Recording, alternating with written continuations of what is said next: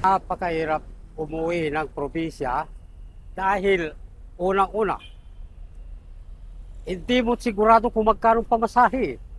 Bigla-biglang tumataas. Kagaya ko, kahit senior citizen na ako, nabibigla ako sa taas ng pamasahe. Kaya nahihirapan kami.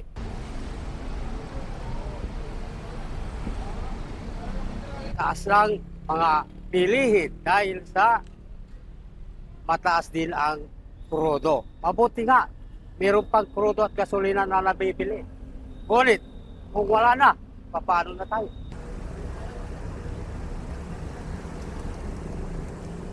Mahal na yung pamasahe. Siyempre, tataasan lahat. So yun, mahirap umuwi.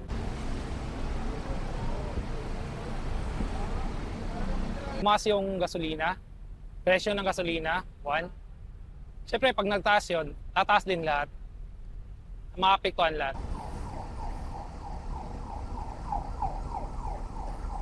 Mahirap. Kasi nga, malang gasolina, mataas ang pamasahe.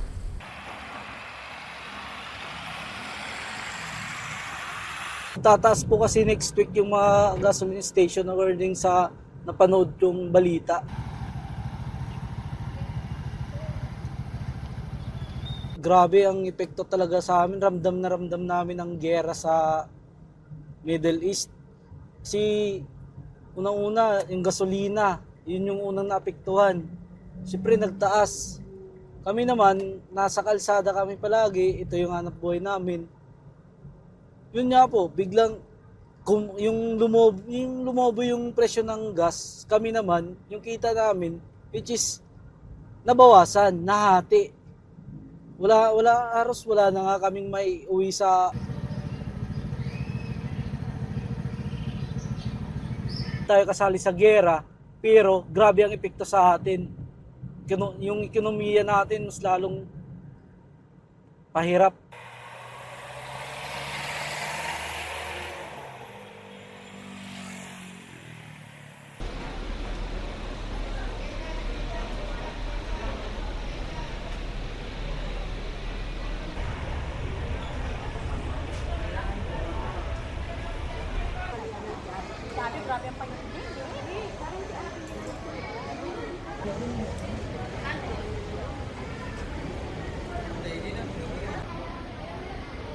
Ay, nakakakiyan. Yan.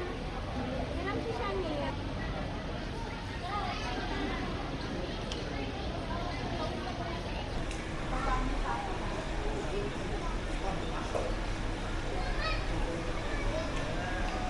Jelajahi cara baru mendapatkan informasi. Download Metro TV Extend sekarang.